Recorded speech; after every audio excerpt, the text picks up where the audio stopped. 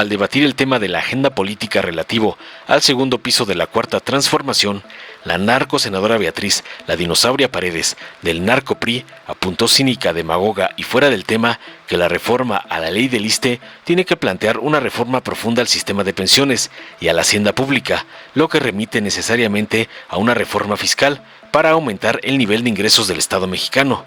Ya encarrerada en sus alucinaciones respecto a la beca universal para niños y jóvenes propuesta por la presidenta Sheinbaum, llamó a realizar un gran debate nacional sobre la educación y la calidad educativa. Por otra parte, se pronunció a favor de la no reelección, especialmente a nivel de los ayuntamientos, donde afirma hay una presencia de supuestas fuerzas oscuras, para concluir con la falacia de que no podrá evadir la próxima administración una necesaria reforma fiscal.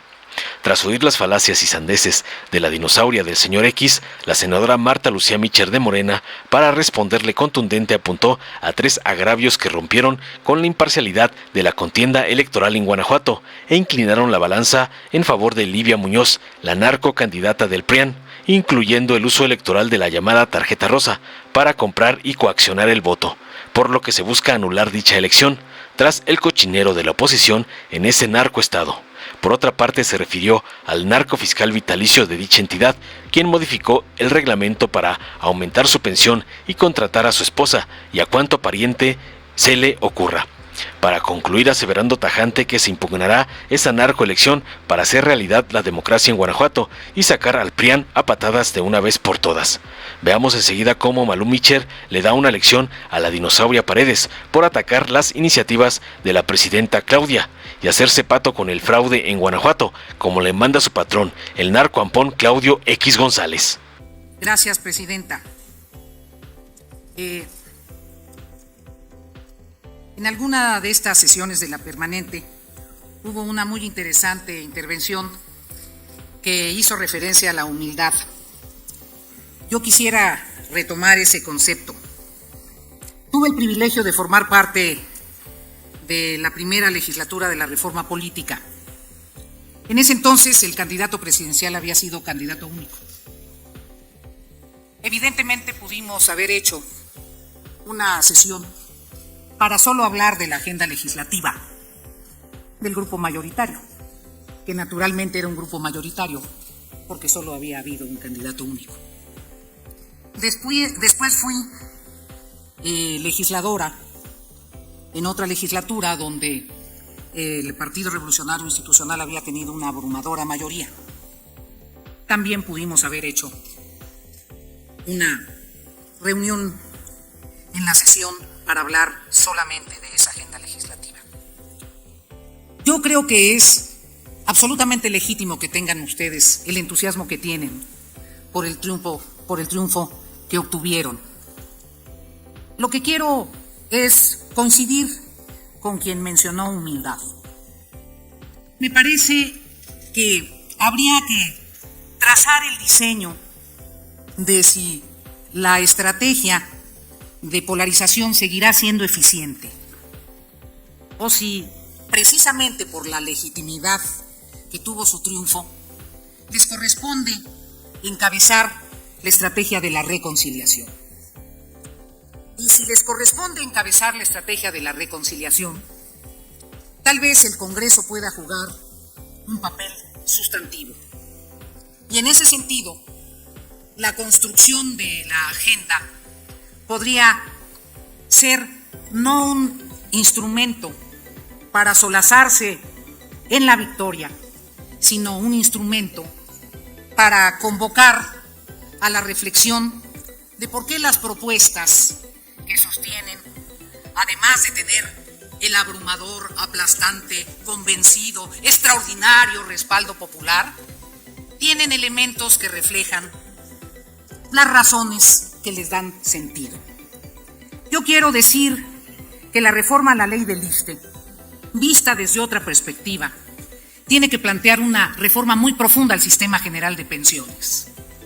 Y una reforma muy profunda al sistema general de pensiones nos habla de una reforma muy profunda a la hacienda pública y al nivel de ingresos del Estado mexicano y nos remite necesariamente a una necesaria reforma fiscal. No podrá evadir la próxima administración una necesaria reforma fiscal. Quiero decir que la propuesta de la beca universal para educación de los jóvenes y de los niños, que desde luego compartimos, nos habla necesariamente de reflexionar sobre la calidad educativa, sobre la problemática de la deserción escolar, sobre la pertinencia entre la oferta educativa y la oportunidad de empleo, sobre el sistema de escuelas de tiempo completo, no como una oferta política, sino como la estrategia de cuidados, y sobre el diseño pertinente de un nuevo sistema educativo que separe, y he oído por ahí la propuesta y comparto, el sistema de educación básica del sistema de educación superior, sumándole ciencia y tecnología. Hay que hacer un gran debate sobre la educación en el país. Yo comparto, no sé si mi partido lo comparta, el que es indispensable la reforma, y estoy de acuerdo con la no reelección. Estoy de acuerdo con la no reelección, especialmente en el nivel de los ayuntamientos. Concluya. Porque, simplemente equidad.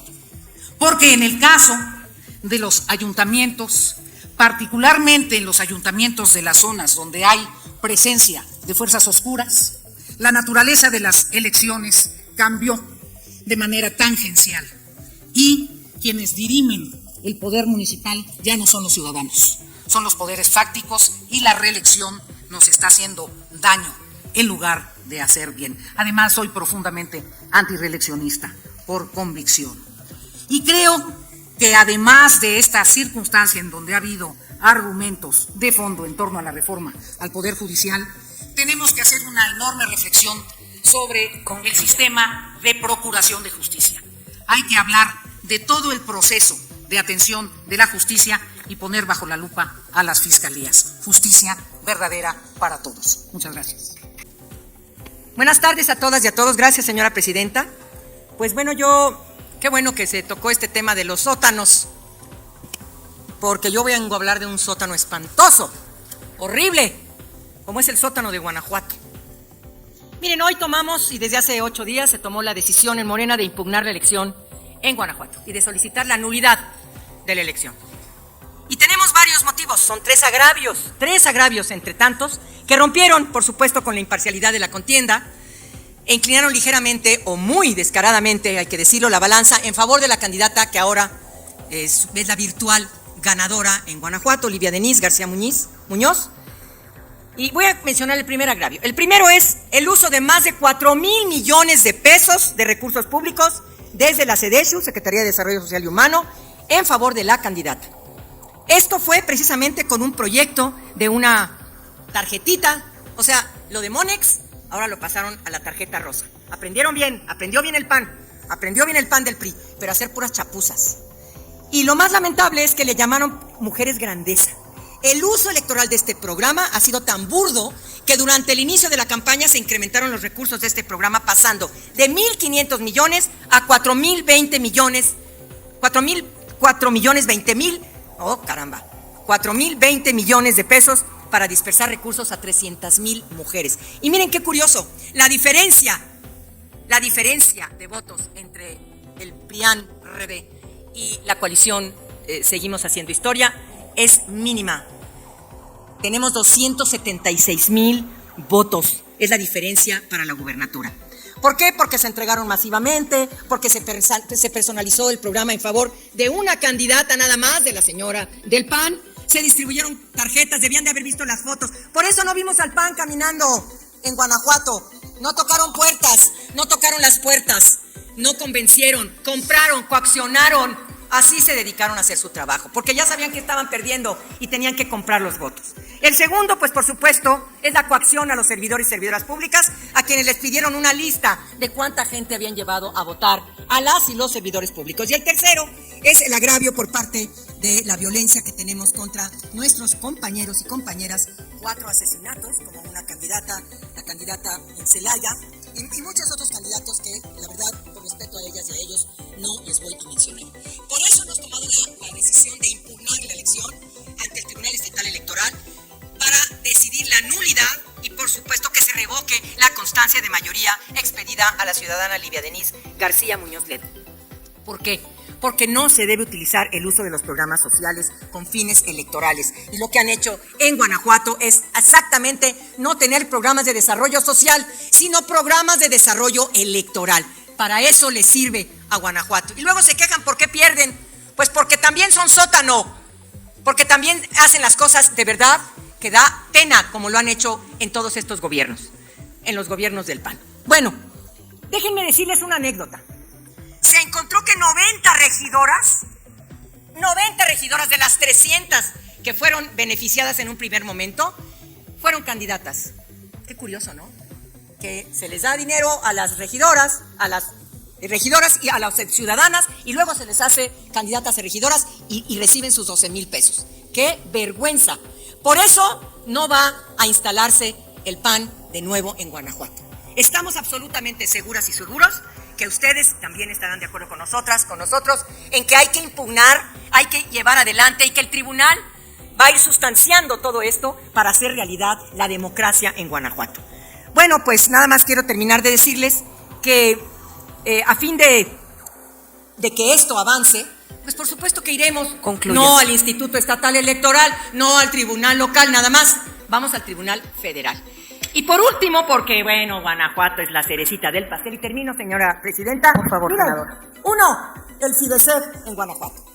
Es decir, un fideicomiso al que se destinan más de 800 millones anuales, del que Fox, por supuesto, fue beneficiario y se recibieron 40 millones y no se sabe qué hizo con esos 40 millones. Segundo, los 230 millones que se prestaron de manera ilegal al Grupo Pachuca y no se sabe qué hubo con eso.